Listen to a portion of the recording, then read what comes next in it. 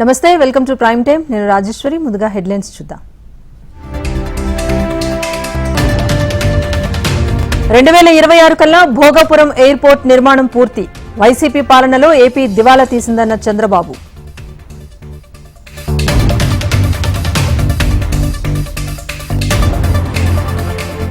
విశాఖ ఉక్కు ప్రైవేటీకరణ ఉండదు. స్టీల్ ప్లాంట్ పరిస్థితిని ప్రధానికి నివేదిస్తానన్న కుమారస్వామి.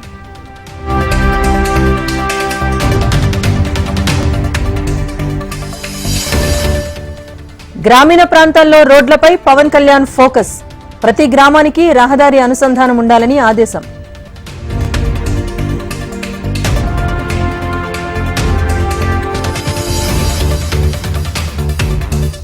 ఆర్థిక శాఖ మంత్రిగా పయ్యావుల బాధ్యతలు. ఏపీ ఆర్థిక స్థితిని జగన్ ధ్వంసం చేశారంటూ విమర్శలు.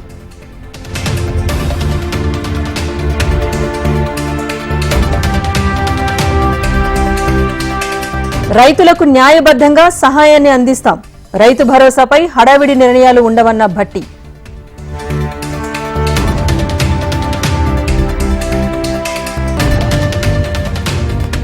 కొనసాగుతున్న కాంగ్రెస్ ఆపరేషన్ ఆకర్ష్. రేపు హస్తం పార్టీలోకి ఎమ్మెల్యే ప్రకాష్ గౌడ్.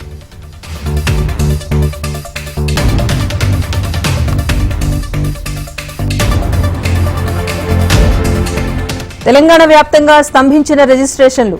తీవ్ర ఇబ్బందులు పడ్డ కొనుగోలుదారులు.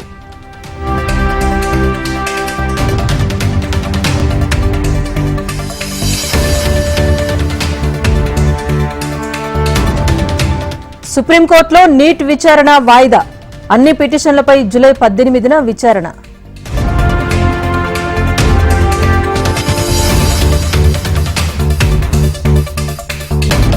ఫ్లాట్ గా ముగిసిన దేశీయ స్టాక్ మార్కెట్లు.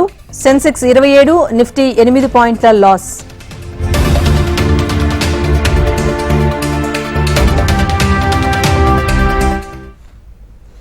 ఉత్తరాంధ్ర పర్యటనలో Polavaram left canal, Bhogapuram airport పనులను పరిశీలించారు సీఎం చంద్రబాబు. ప్రాజెక్టుల ప్రస్తుత పరిస్థితి గురించి అధికారులను అడిగి తెలుసుకున్నారు. ఉత్తరాంధ్ర సృజల స్రవంతితో ఇక్కడి ప్రాంతాలు సస్యశ్యామలం కానున్నాయని ఆశాభావం వ్యక్తం చేశారు.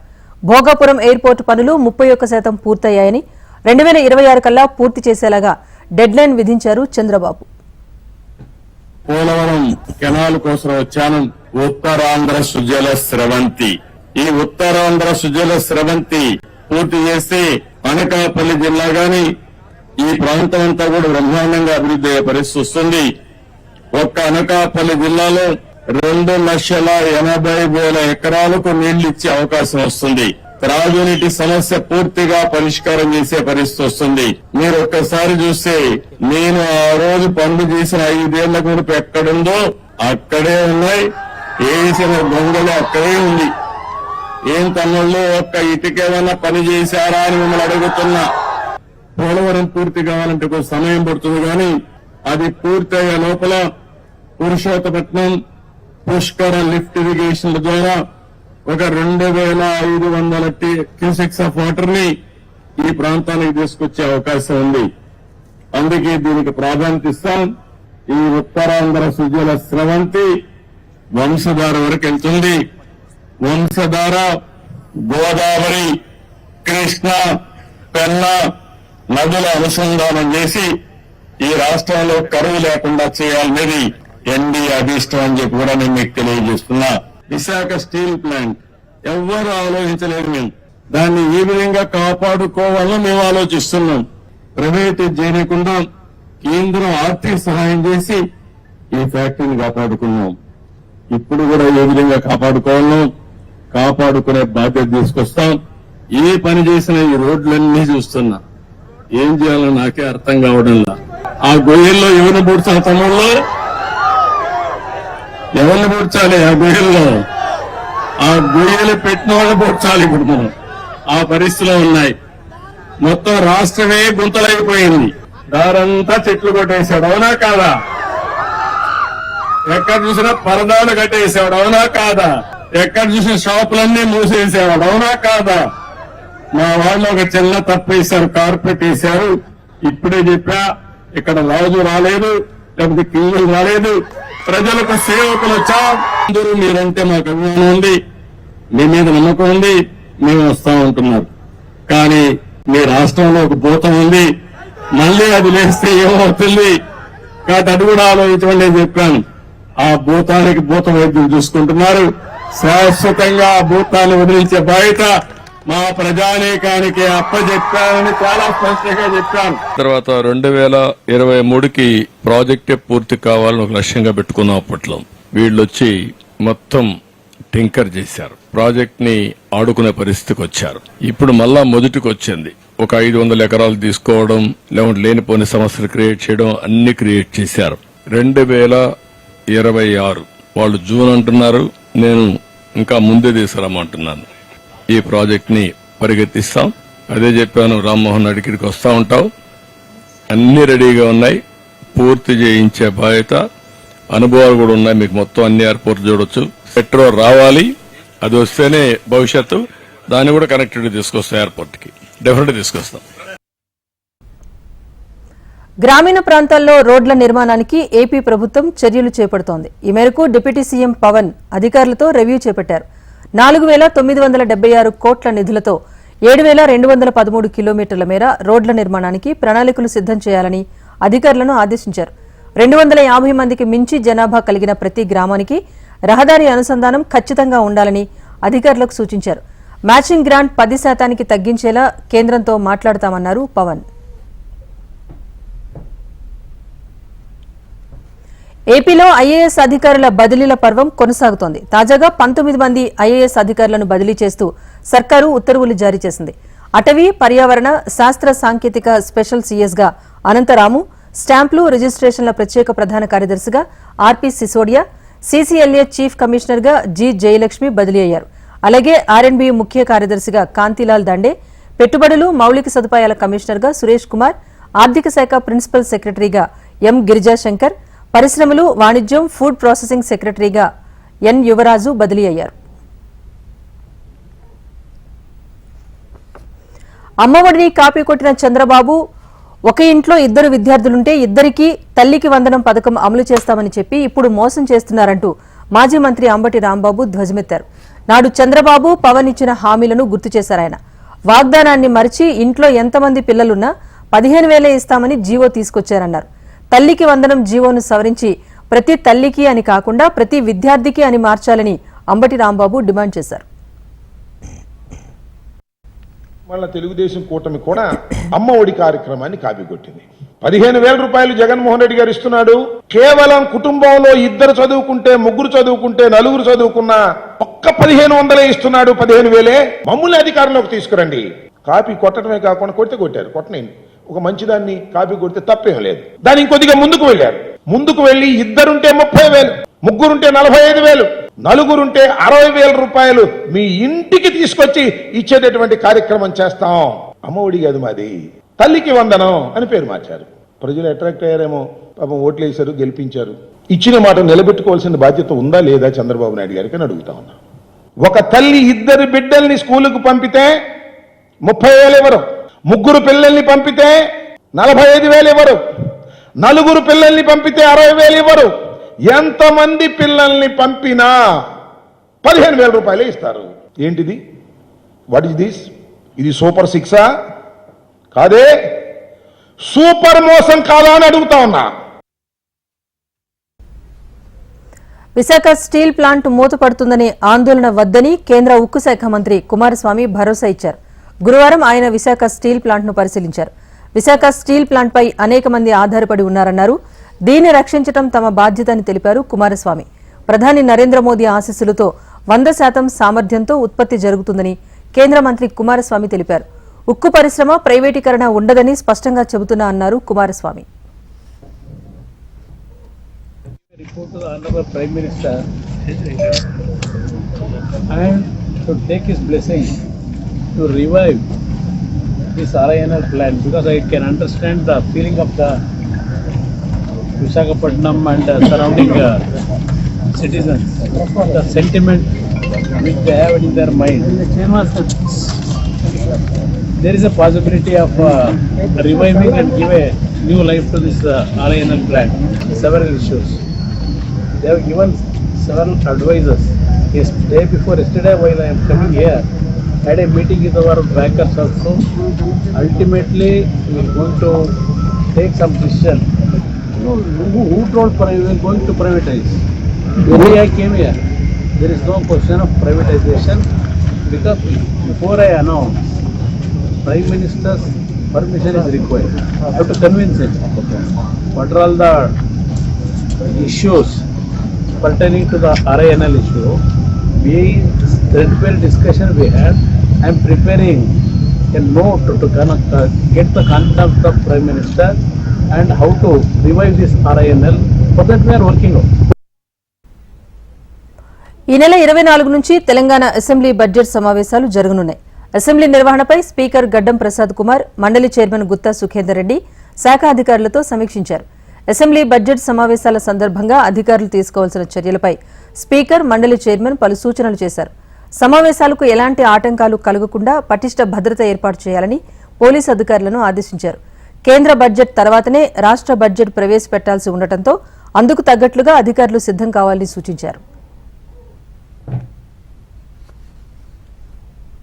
రాష్ట్ర ఖజానాకు ఆదాయాన్ని పెంచుకునే మార్గాలపైన ప్రభుత్వం దృష్టి పెట్టింది. ఈ మేరకు సచివాలయంలో రెవెన్యూ జనరేషన్ విభాగాలతో ముఖ్యమంత్రి రేవంత్ రెడ్డి సమీక్ష నిర్వహించారు. భేటీలో ఉప ముఖ్యమంత్రి భట్టి విక్రమార్క, మంత్రులు సీఎస్ పాల్గొన్నారు. ఫైనాన్స్, వాణిజ్య పన్నులు, prohibition and excise, registration, mines and geology విభాగాల్లో ఆదాయంపైన చర్చించారు. ప్రజలపై పన్ను భారం లేకుండానే ఆదాయాన్ని పెంచే మార్గాలను అన్వేషించాలన్నారు సీఎం. రైతు భరోసా పథకంపై హడావిడిగా నిర్ణయాలు తీసుకోవడం లేదన్నారు డిప్యూటీ సీఎం భట్టి. రైతులకు న్యాయబద్దంగా, ధర్మంగా సహాయం అందే విధంగా చర్యలు తీసుకుంటామని భరోసా ఇచ్చారు. రాష్ట్ర వ్యాప్తంగా రైతుల అభిప్రాయాలను తీసుకుంటామని తెలిపారు. మంత్రులు పొంగిలేటి, తుమ్మలతో కలిసి భరోసా పైన అభిప్రాయ సేకరణకు ఆదిలాబాద్ జిల్లాలో డిప్యూటీ సీఎం భట్టి పర్యటించారు. చనాక, కొరాట, సదర్మట్, కుఫ్టీ ప్రాజెక్టులు త్వరితగతిన పూర్తి చేస్తామని హామీ ఇచ్చారు. ప్రతి పైసా పేదవారికి అందాలి అనేదే తమ లక్ష్యమన్నారు భట్టి. పాటు వివిధ రంగాలకు సంబంధించిన ట్యాక్స్ పేయర్స్ కానీ ఇతరత్ర స్టేక్ హోల్డర్స్ అందరి అభిప్రాయాలు కూడా తీసుకుని దానికి అనుగుణంగా వచ్చినటువంటి అభిప్రాయాల్ని అంతిమంగా చట్టసభలో చర్చకు పెట్టి శాసనసభలో జరిగేటువంటి చర్చ ద్వారా అంతిమంగా రాష్ట్ర ప్రభుత్వం విధానపరమైనటువంటి జీవోని ఇష్యూ చేసి రైతు భరోసా విడుదల చేసే కార్యక్రమం చేస్తుందని చెప్పడానికి నేను రాష్ట్ర ప్రభుత్వం నుంచి సంతోషిస్తాను. ఈ జిల్లాలో కొన్ని ప్రత్యేకమైనటువంటి సమస్యలు కూడా ఉన్నాయి. వారితో పాటు నేను కూడా ఒక నెల రోజులు గత సంవత్సరం ఆనాడు సిఎల్పి లీడర్గా మార్చి 16 నాడు మొదలుపెట్టినటువంటి నా పాదయాత్ర ఒక నెల రోజులు ఈ జిల్లాలో ఫిరాయింపులతో సతమతమవుతున్న బీఆర్ఎస్ కు మరో షాక్ తగిలింది. ఆ పార్టీకి చెందిన రాజేంద్ర నగర్ ఎమ్మెల్యే ప్రకాష్ గౌడ్ హస్తం పార్టీలో చేరబోతున్నారు. రేపు సాయంత్రం 7 గంటలకు కాంగ్రెస్ ముఖ్య నేతల సమక్షంలో ప్రకాష్ గౌడ్ హస్తం పార్టీ కండువా కప్పుకోనున్నట్టుగా తెలుస్తోంది. గాంధీభవన్లో ఫ్యాక్ట్ ఫైండింగ్ కమిటీ సమావేశం ముగిసింది. దాదాపు 6 గంటల పాటు పార్లమెంట్ అభ్యర్థుల నుంచి కమిటీ వివరాలు సేకరించింది. పెద్దపల్లి ఎంపీ అధికారిక కార్యక్రమంలో ఉండటంతో ఈ సమావేశానికి హాజరు కాలేకపోయారు. రేపు గాంధీభవన్లో ఎమ్మెల్యేలు, ఓడిపోయిన ఎమ్మెల్యే అభ్యర్థులతో సమావేశం ఉంటుందన్నారు fact finding committee chairman PJ Kurien. Parliament ఫలితాలపై చర్చలు కొనసాగుతున్నాయని, రేపు కూడా నేతలతో మాట్లాడాల్సి ఉందన్నారు. అన్నీ చర్చించాక వివరాలు చెబుతానని అన్నారు కురియన్. అయితే కురియన్ కమిటీకి అన్ని విషయాలు చెప్పానని ఎంపీ చామల కిరణ్ కుమార్ రెడ్డి తెలిపారు. రాష్ట్రంలో 12-13 సీట్లు రావాల్సిందని, కానీ బీఆర్ఎస్, బీజేపీ అంతర్గత పొత్తుతో 8 సీట్లకు పడిపోయాయన్నారు. కొన్ని చోట్ల అసెంబ్లీ ఎన్నికల్లో బీఆర్ఎస్ కు వచ్చిన ఓట్ల కంటే పార్లమెంట్ ఎన్నికల్లో తక్కువగా ఓట్లు పోలయ్యాయన్నారు. కంటోన్మెంట్ లో కూడా ఈసారి కాంగ్రెస్ గెలవడం జరిగింది. గతంలో కంటోన్మెంట్ లో లీడ్ రాలేదు మనకు లాస్ట్ అసెంబ్లీలో. కాబట్టి ఓవరాల్ కాంగ్రెస్ పర్ఫార్మెన్స్ విషయానికి వస్తే కాంగ్రెస్ మంచిగా పర్ఫార్మ్ చేసిందని చెప్పిన, ఎట్ ద సేమ్ టైం రాజకీయ సమీకరణలు అసెంబ్లీ ఎన్నికలకు, పార్లమెంట్ ఎన్నికలకు వచ్చేసరికల్లా రాజకీయ సమీకరణలు మారినాయి. అప్పుడేమో బీఆర్ఎస్ వర్సెస్ కాంగ్రెస్గా యుద్ధం జరిగింది, ఇప్పుడేమో బీజేపీ వర్సెస్ కాంగ్రెస్గా యుద్ధం అయింది.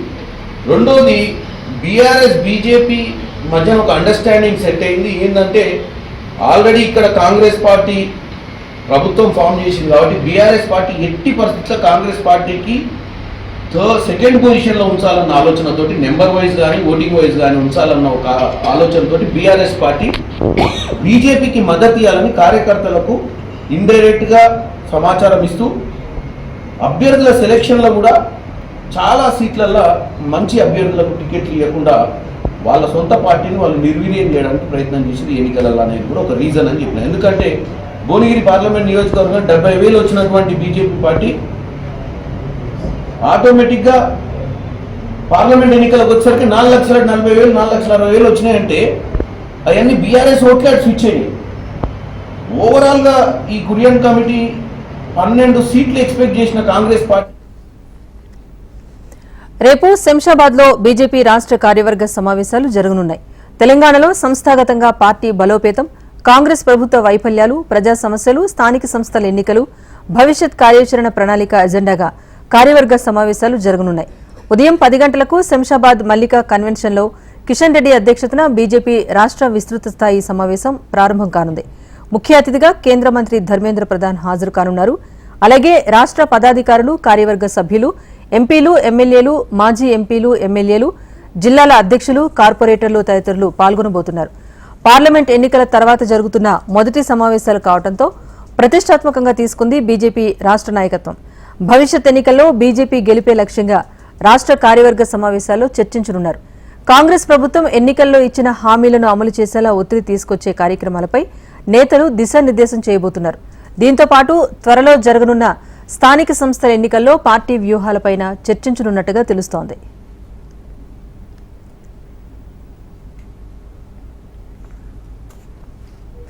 మెగా డిఎస్సీ అని చెప్పి కేవలం 6,000 అదనపు పోస్టులతో విద్యార్థులు, నిరుద్యోగులను కాంగ్రెస్ ప్రభుత్వం దగా చేస్తోందని బీఆర్ఎస్ లీడర్ కేటీఆర్ విమర్శించారు. నాడు ఎన్నికల కోసం రాహుల్ గాంధీ, రేవంత్ రెడ్డి నిరుద్యోగులను వాడుకున్నారంటూ ధ్వజమెత్తారు. నిన్న ఓయూలో జరిగిన ఘటనపైన కేసీఆర్ ఫైర్ అయ్యారు. పోలీసుల దాడిలో గాయపడ్డ బీఆర్ఎస్వీ స్టూడెంట్ లీడర్లను పరామర్శించారు. విద్యార్థులపై దాడులు చేస్తున్న పోలీసుల పేర్లను డైరీలో నమోదు చేస్తున్నామని, తాము అధికారంలోకి వచ్చాక వారిని వదిలిపెట్టబోమంటూ హెచ్చరించారు. ప్రజలపై దాడులు చేయటమే ప్రజాపాలననా అంటూ ప్రశ్నించారు. సోషల్ మీడియాలో పోస్టులు పెడితే కూడా భరించలేని నిరంకుశ మనస్తత్వం కలిగిన ముఖ్యమంత్రి రేవంత్ రెడ్డి అంటూ దుయ్యబట్టారు. జర్నలిస్టులపైన పోలీసులతో దాడులు చేస్తూ దుర్మార్గంగా వ్యవహరిస్తున్నారని సీఎం రేవంత్ పై కేటీఆర్ మండిపడ్డారు.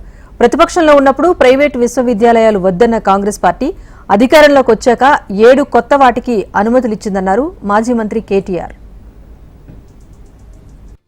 కాంగ్రెస్ వాళ్ళు ఏం చేసిండ్రు, సందెట్లో సడేమి అని చెప్పి డైలాగులు కొట్టిండ్రు, ఉదర కొట్టిండ్రు, ఉపన్యాసాలు ఇచ్చిండ్రు, అశోక్ నగర్ పోయినరు, ఆడ ప్రిపేర్ అవుతున్న పిల్లగాళ్ళని నెత్తి ఖరాబ్ చేసిండ్రు. చేసి ఏం చెప్పిండ్రు, 2 లక్షల ఉద్యోగాలు ఇస్తాం మొదటి సంవత్సరంలో. రాహుల్ గాంధీ చెప్పిండు, వాళ్ళు వీళ్ళు కాదు. ఇవాళ లీడర్ ఆఫ్ ఆపోజిషన్గా ఉన్న రాహుల్ గాంధీ ఆయనే చెప్పిండు, మొదటి సంవత్సరంలోనే 2 లక్షల ఉద్యోగ నియామకాలు చేస్తా అన్నాడు. మరి ఇవాళ జూలై 10, వాళ్ళు గద్దెనెక్కింది డిసెంబర్ 7.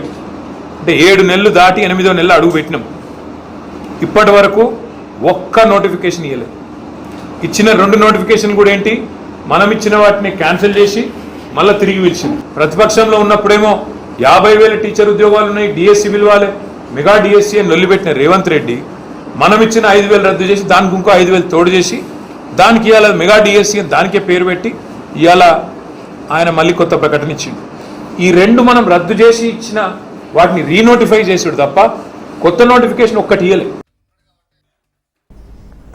కేంద్ర మంత్రి బండి సంజయ్ కు బీఆర్ఎస్ వర్కింగ్ ప్రెసిడెంట్ కేటీఆర్ బహిరంగ లేఖ రాశారు. ఈసారి కేంద్ర బడ్జెట్లో సిరిసిల్లకు మెగా పవర్లూమ్ క్లస్టర్ ను తీసుకురావాలని లేఖ ద్వారా కోరారు కేటీఆర్.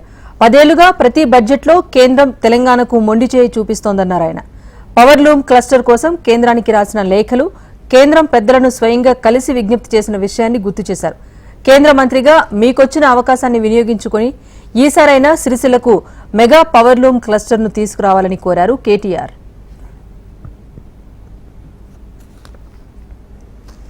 ఇన్నాళ్లకైనా సిరిసిల్ల నేతన్నల సమస్యలను గుర్తించినందుకు సంతోషం అంటూ మాజీ మంత్రి కేటీఆర్ కు కేంద్ర మంత్రి బండి సంజయ్ కౌంటర్ ఇచ్చారు.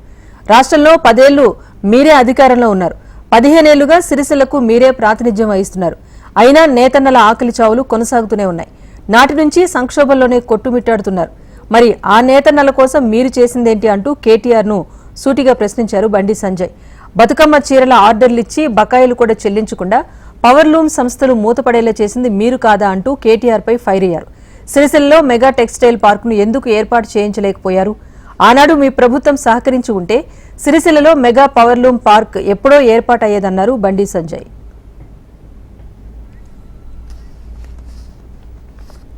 మాజీ సీఎం కేసీఆర్ ఫ్యామిలీ టార్గెట్ గా హాట్ కామెంట్స్ చేశారు ఎమ్మెల్యే కడియం శ్రీహరి. కేసీఆర్ కుటుంబం అవినీతిలో కూరుకుపోయిందని కడియం ఆరోపణలు చేశారు. 2014కు ముందు కేసీఆర్ కుటుంబం ఆస్తులెంత, ఇప్పుడెంతో చెప్పాలి అంటూ డిమాండ్ చేశారు. ఇక ఫిరాయింపుల సమస్యపైన కడియం స్పందించారు. బీఆర్ఎస్ పై నమ్మకం లేకనే ఆ పార్టీ నేతలు కాంగ్రెస్ లో చేరుతున్నారని తెలిపారు కడియం. బీఆర్ఎస్ పాలనలో అవినీతి విపరీతంగా పెరిగిపోయింది. ఆ అవినీతి అంతా ఒక కుటుంబానికే పరిమితమైంది. ఎవరి దుకాణం వాళ్ళే. కుటుంబంలో 5 6 ఉంటే ఎవరి దుకాణం వాళ్ళే. శాఖలు పంచుకొని అవినీతి చేసింది. దుకాణాల పెద్ద పెద్ద నీతులు మాట్లాడుతారు. ఇవాళ కేసీఆర్ ఆస్తులు కానీ, కేటీఆర్ ఆస్తులు కానీ, హరీష్ రావు గారి ఆస్తులు కానీ, కవిత ఆస్తులు కానీ, సంతోష్ కుమార్ ఆస్తులు కానీ 2014 ముందు ఎంతున్నాయి, 2024లో ఎంతున్నాయో ప్రజలకు చెప్పండి. రాజకీయ వలసల గురించి మాట్లాడే నైతికత మీకు లేదు. రాష్ట్రంలో రాజకీయ పార్టీలను విలీనం చేసుకొని రాజకీయ వ్యవస్థను విలువలు లేకుండా చేసింది మీరు. తెలంగాణ సీఎం రేవంత్ రెడ్డిపై బీజేఎల్పీ నేత మహేశ్వర్ రెడ్డి తీవ్రమైన ఆరోపణలు చేశారు. అమృత్ పథకం ద్వారా కేంద్ర ప్రభుత్వం ఇచ్చిన 3,000 కోట్ల రూపాయల నిధులను చీకటి జీవోల ద్వారా స్కామ్ చేశారన్నారు. గత బీఆర్ఎస్ ప్రభుత్వంతో పోలిస్తే ప్రస్తుత కాంగ్రెస్ ప్రభుత్వం చీకటి టెండర్లు, జీవోలతో ఎక్కువ అవినీతిలో కూరుకుపోయిందంటూ ఆరోపించారు. ప్రభుత్వం రిలీజ్ చేసిన జీవోలు, టెండర్ల అంశాల్లో విచారణకు సిద్దమా అంటూ సవాల్ విసిరారు. కేంద్ర సహాయ మంత్రి బండి సంజయ్ హాట్ కామెంట్స్ చేశారు. గత 5 ఏళ్లలో టీటీడీ ఆస్తులు దోచుకునేలాగా ఏపీలో పాలన జరిగింది అంటూ వ్యాఖ్యానించారు. ఉదయం వీఐపీ దర్శనంలో స్వామివారిని దర్శించుకున్న బండి సంజయ్ వైసీపీ పాలకులు వీరప్పన్ వారసులు అంటూ కీలక వ్యాఖ్యలు చేశారు. టీటీడీని రాజకీయ పునరావాస కేంద్రంగా మార్చేసి ఎర్రచందనం దొంగతనం చేశారంటూ విమర్శలు చేశారు బండి సంజయ్. ఎర్రచందనం దోపిడీపై నివేదిక తీసుకుని జాతీయ సంపద దోచుకెళ్లిన వారిపై చర్యలు తీసుకుంటామని హెచ్చరించారు.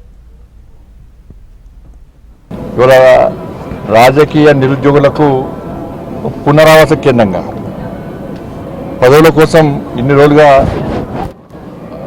ఈ టీటీడీని వాడుకునే ప్రయత్నం చాలామంది చేశారు.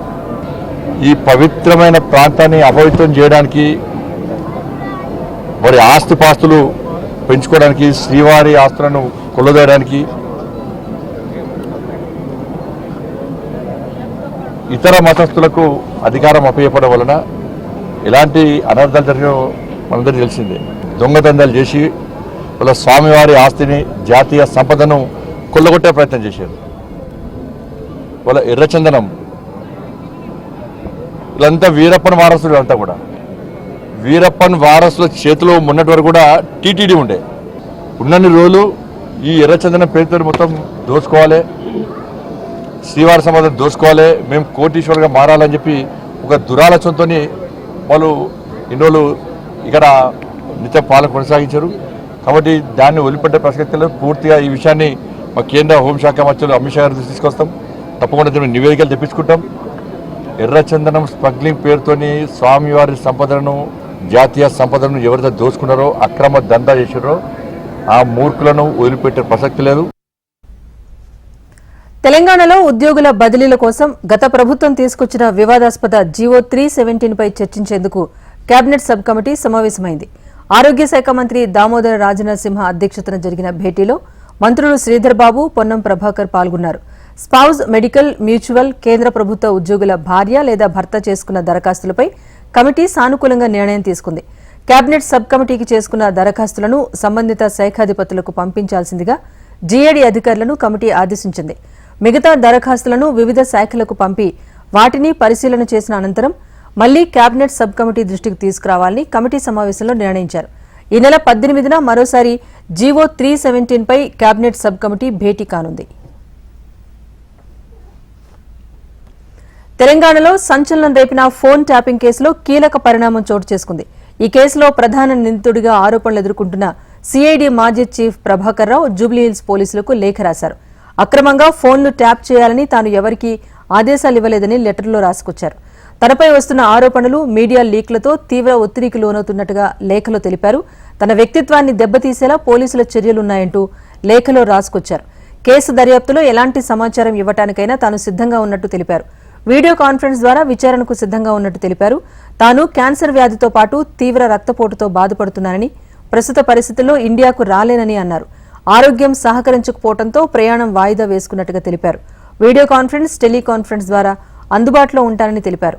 పోలీసులకు దర్యాప్తును పూర్తిగా సహకరిస్తానని, ఆరోగ్యం కుదుటపడిన తర్వాత భారత్కు తిరిగి వస్తానని లేఖ రాశారు.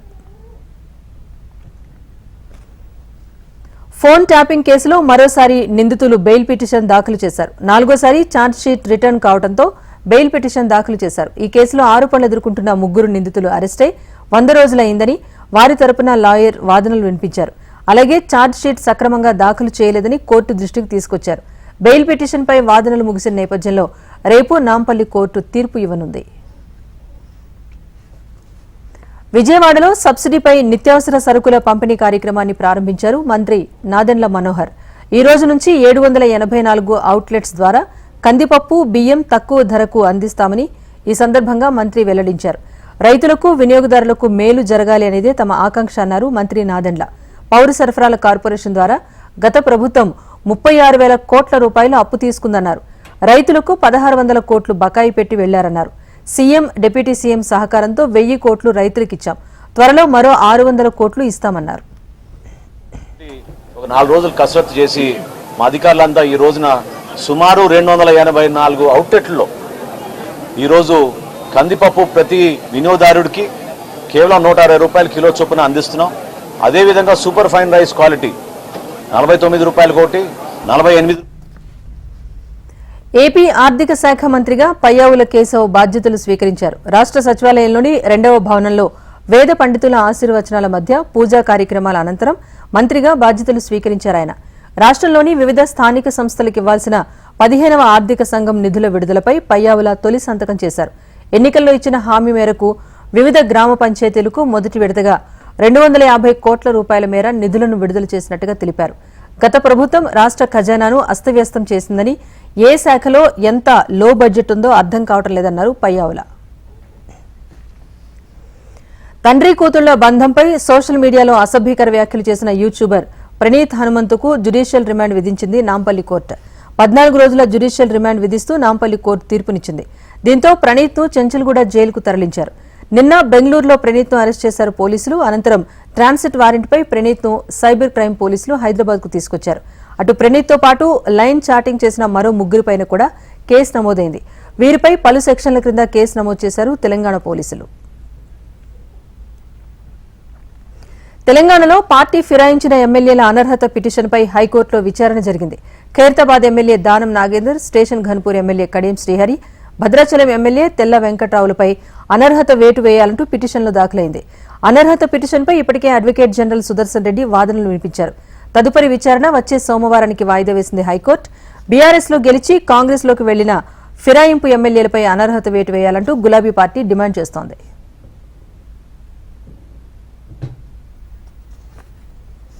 గ్లోబల్ స్టార్ రామ్ చరణ్ మరోసారి హాట్ టాపిక్ గా నిలిచారు. తన భార్య ఉపాసన, కుమార్తె క్లింకారతో కలిసి ఎయిర్పోర్ట్లో కనిపించిన వీడియో ఇప్పుడు వైరల్ అవుతోంది. రేపు జరగబోయే అనంత్ అంబానీ, రాధికా మర్చెంట్ వివాహ వేడుకకు చరణ్ సతీ సమేతంగా హాజరు కాబోతున్నారు. ఈ నేపథ్యంలో ముంబైకి బయలుదేరిన చరణ్ అందరినీ ఆశ్చర్యపరిచారు. చెర్రీ తన కార్ల గ్యారేజ్ లో మరో కార్ను చేర్చారు. అదే Rolls Royce Spectre. Rolls Royce company తాజాగా ఈ వర్షన్ను మార్కెట్లోకి తీసుకొచ్చింది. దీని ధర 7.5 కోట్లు. అత్యంత ఖరీదైన కార్ మార్కెట్లోకి రాగానే చరణ్ ఆర్డర్ పెట్టేశారట. జనవరిలో ఈ కార్ విడుదల కాగా చరణ్ అప్పుడు బుక్ చేసుకున్నారు. అయితే ఇటీవల ఈ కార్ డెలివరీ అయినట్టుగా తెలుస్తోంది. హైదరాబాద్లోనే ఈ లగ్జరీ కార్ కొన్న తొలి వ్యక్తి రామ్ చరణ్. అంతేకాదు ఇండియాలోనే ఈ కార్ కొన్న 2వ వ్యక్తిగా చెర్రీ రికార్డుకెక్కారు. తానే స్వయంగా రోల్స్ రాయిస్ స్పెక్ట్రా కార్ను డ్రైవింగ్ చేసుకుంటూ ఎయిర్పోర్టుకు చేరుకున్నారు. దీంతో అందరి కళ్లు ఆ కార్పై పడ్డాయి. ఇప్పటికే ఈ బ్రాండ్ కార్ను తన తండ్రి చిరంజీవి వాడుతున్నారు. తాజాగా చరణ్ కూడా రోల్స్ రాయిస్ స్పెక్ట్రా కార్ను కొనుగోలు చేశారు. చెర్రీ ప్రస్తుతం గేమ్ చేంజర్ సినిమాతో బిజీగా ఉన్న సంగతి తెలిసిందే. శంకర్ దర్శకత్వంలో తెరకెక్కుతున్న ఈ సినిమా షూటింగ్ చివరి దశకు చేరుకుంది.